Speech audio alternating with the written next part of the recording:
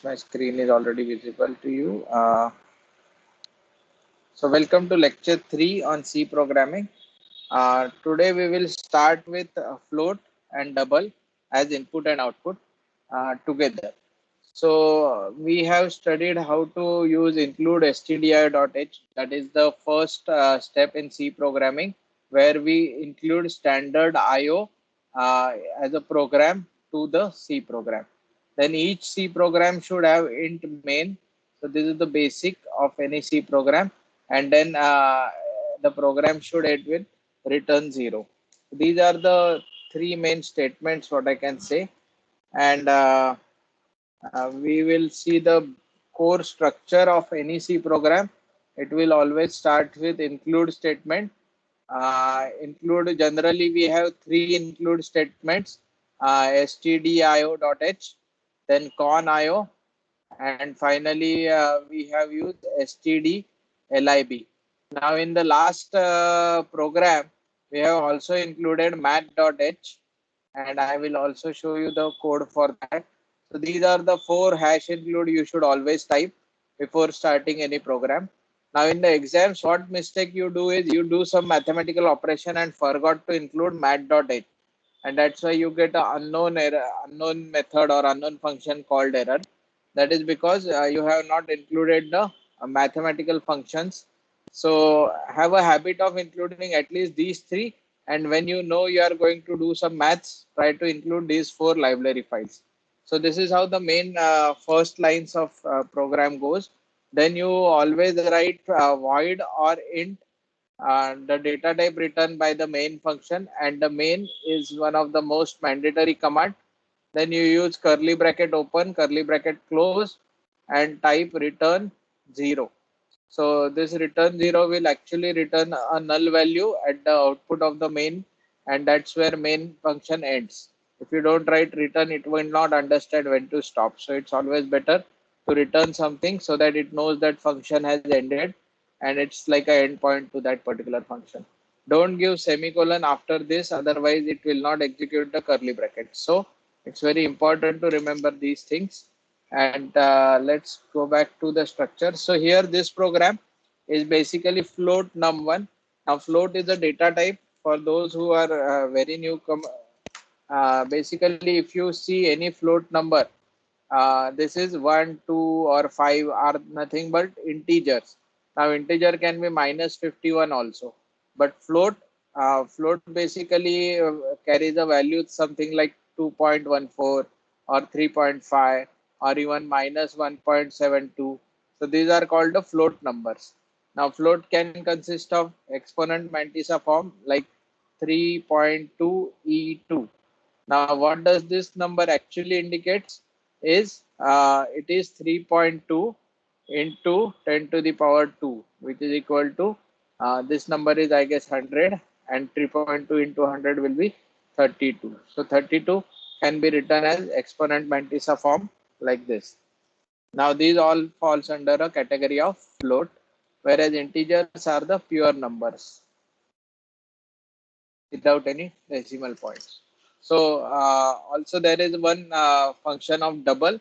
Now double and float has the only difference that float will require a half of memory of a double. So double can be considered as a double float, or something which can hold a bigger space. So if float is using 16 bytes, double will use 32 bytes from the memory. Now printf enter a number.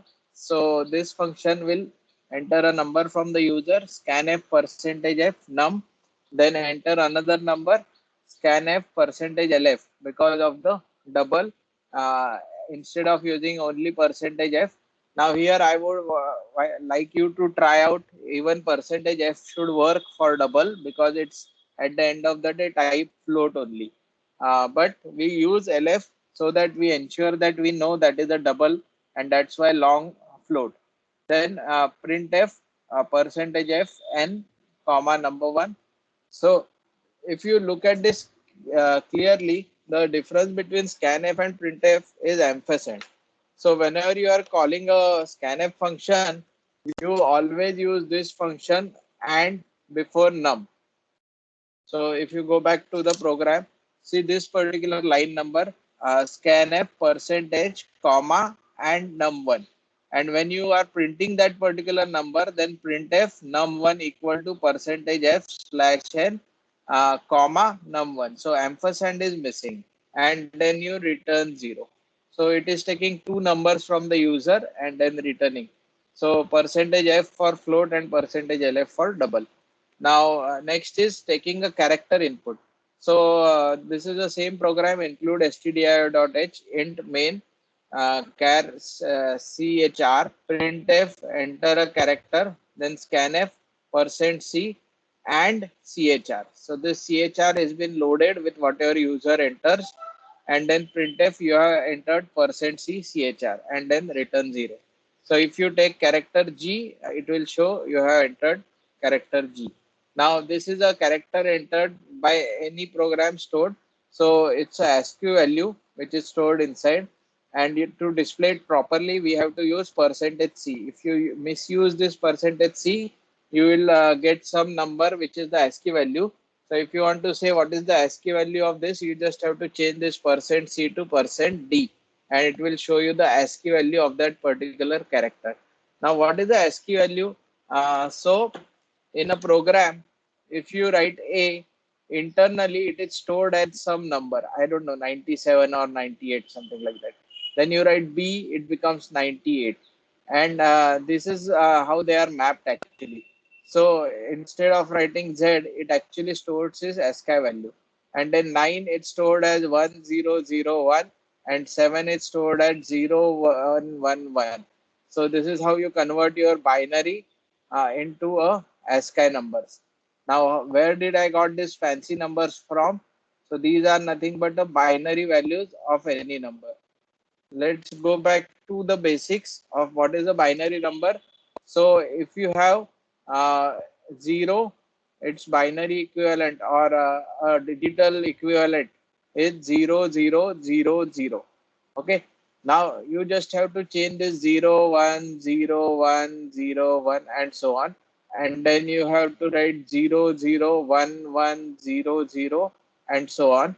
Then you have to write 4 zeros and then 4 ones and so on, and finally you have to write 8 zeros and then 8 ones. So this is how you convert. So the next digit will be 1, this digit will be 2, this digit will be 3, this digit will be 4. So this is a direct conversion of your decimal digits to your corresponding binary values. These values are also called as hex values, because at the end of the day you will have 1111, which is 16, and that is represented by, I guess, F character of the hexadecimal. So this is how you convert your regular numbers into its equivalent digital numbers. Now next thing is ASCII value.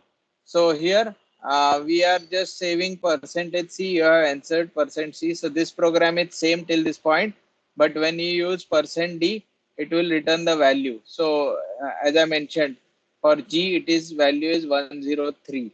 Now let's track back from this. What was the value of A and whether I was correct or not. So what this program is saying, that the value being stored at G is 103. Okay.